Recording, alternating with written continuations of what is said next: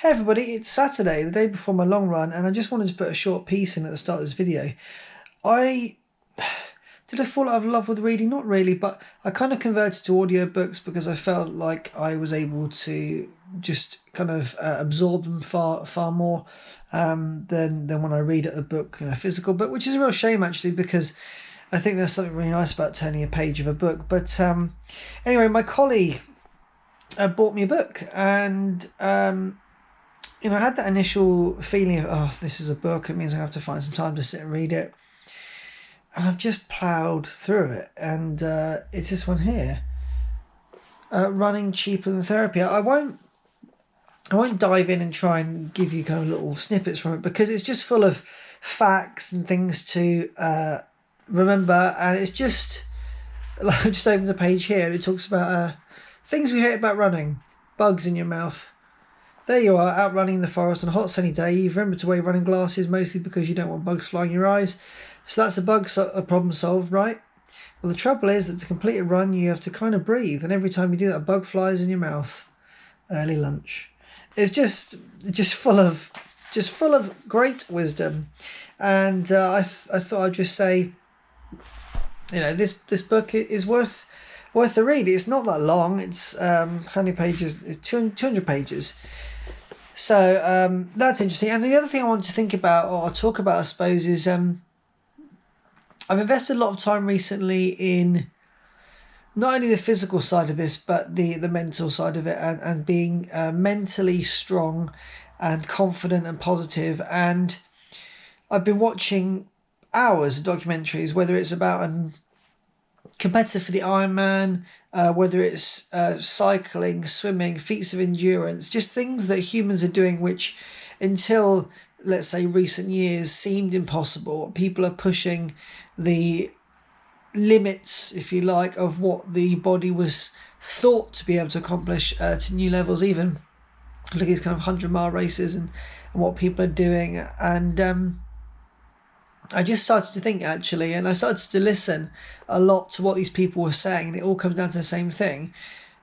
Yeah, your body hurts, but you can just keep going, and you're visualizing the finish, which is what I always do, and you are putting yourself in a position which is uncomfortable, which is painful at times, which is terrifying, which is all of those things which you typically look at as being a negative, but actually you've kind of flipped that into a positive, and it's a new experience. It's something that you are pushing yourself to do. You think about how you're going to feel after the event, and that kind of fills you with such a sense of achievement. And I suppose for me, just with the run up to this second marathon, I didn't really want to be sitting there and focusing on the specific times, but the reality is, I know that I can push myself to do something far more special than my first marathon when it comes to the timings.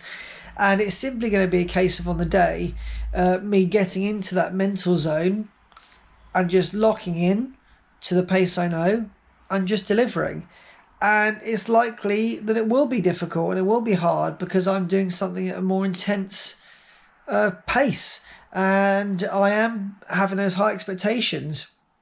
I'm carrying no nerves of being a first timer into this. What I'm walking into this with is the knowledge that I can do the distance. And with this training block going how it's gone, I know that I can achieve paces that I didn't even believe were possible for me to achieve. I've had the most fun with my runs that I've been doing throughout this training block. What I've just kind of thrown in the 10k race that I did, that I won. I already want to beat that time because I felt like I wasn't quick enough, and now I know the route.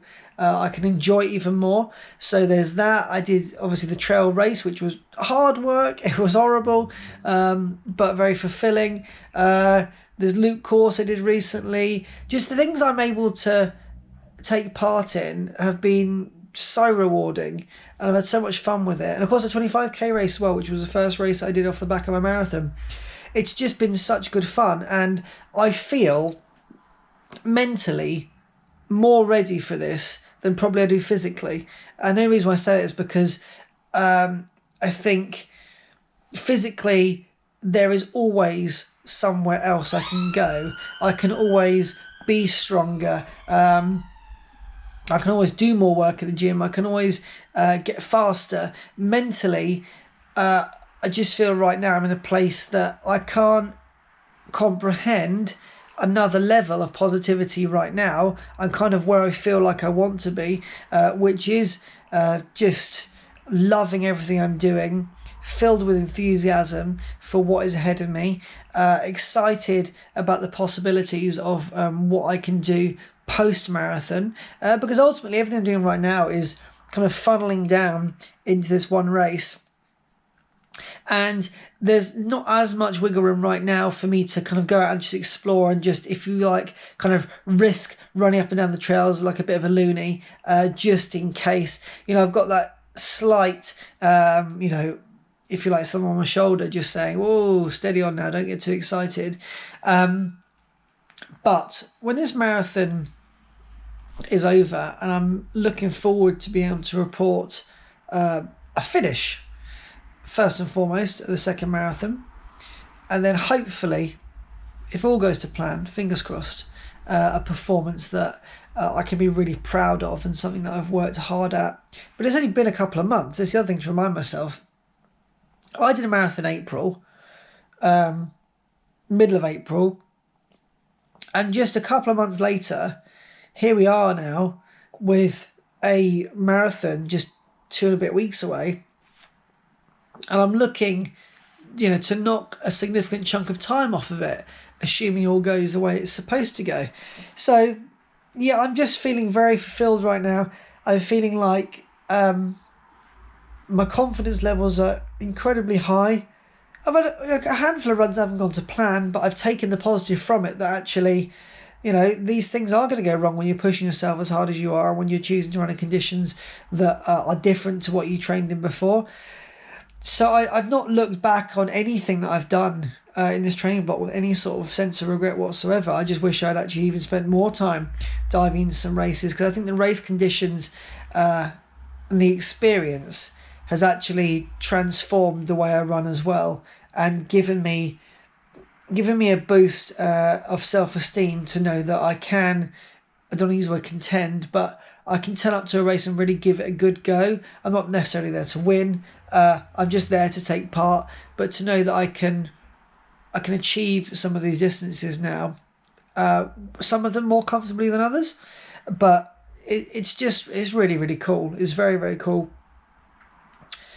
This wasn't supposed to be as long as it has turned out to be.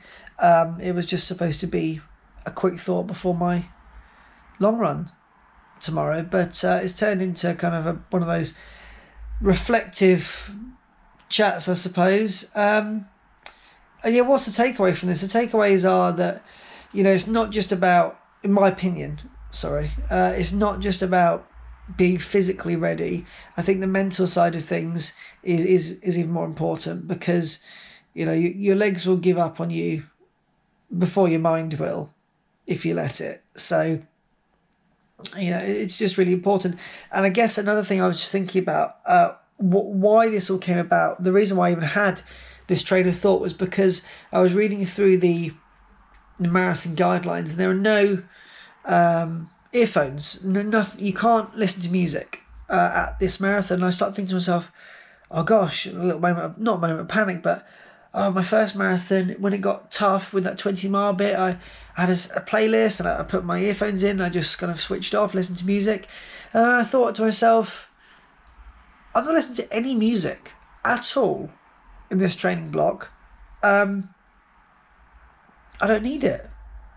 I just need to look around me, love what I'm doing, love the environment that I'm in, which I'm hoping to do a little recce next weekend if I can, and just take that experience as you find it, and just appreciate the ability to be able to run.